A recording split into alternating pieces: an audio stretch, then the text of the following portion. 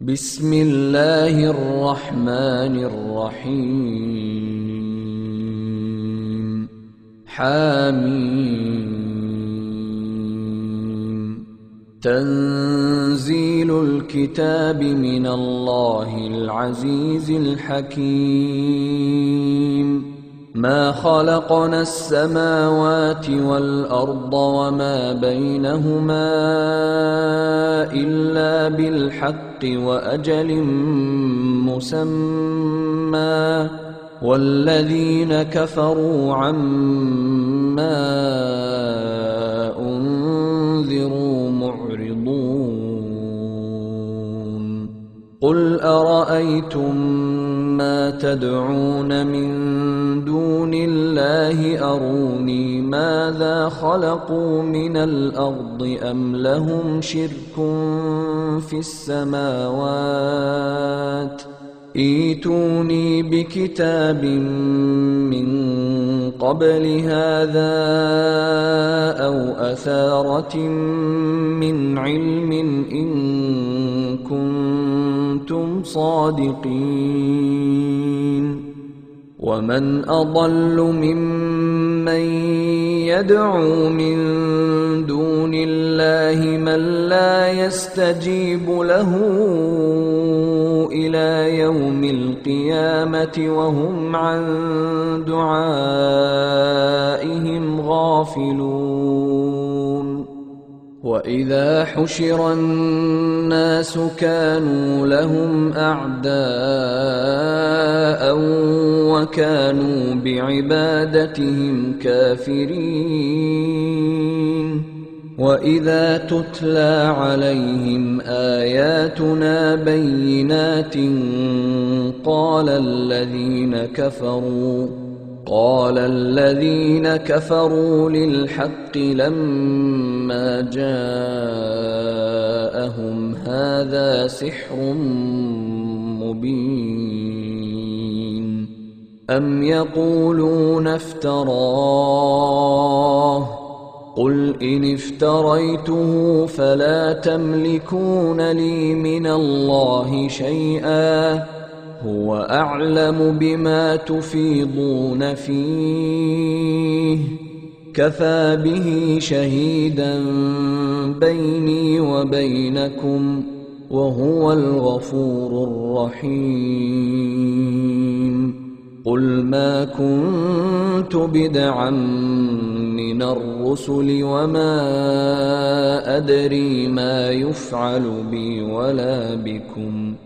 إن أتبع إلا ما يوحى إلي وما أنا إلا نذير مبين قل أرأيتم إن كان من عند الله وكفرتم به وشهد شاهد من بني إسرائيل على مثله فآمن واستكبرتم إن الله لا يهدي القوم الظالمين وقال الذين كفروا للذين آمنوا لو كان خيرا ما سبقونا إليه وإذ لم يهتدوا به فسيقولون هذا إفك قديم ومن قبله كتاب موسى إماما ورحمة وهذا كتاب مصدق لسانا عربيا لينذر الذين ظلموا وبشرى للمحسنين إن الذين قالوا ربنا الله ثم استقاموا فلا خوف عليهم ولا هم يحزنون أولئك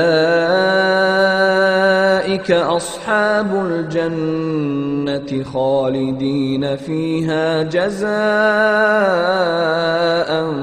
بما كانوا يعملون.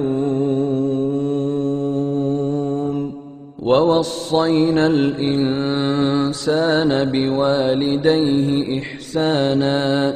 حملته أمه كرها ووضعته كرها وحمله وفصاله 30 شهرا حتى إذا بلغ أشده وبلغ 40 سنة قال رب أوزعني أن أشكر نعمتك التي أنعمت علي وعلى والدي وأن أعمل صالحا ترضاه وأصلح لي في ذريتي إني تبت إليك وإني من المسلمين. أولئك الذين نتقبل عنهم أحسن ما عملوا ونتجاوز عن سيئاتهم في أصحاب الجنة وعد الصدق الذي كانوا يوعدون. والذي قال لوالديه أف لكما أتعدانني أن أخرج وقد خلت القرون من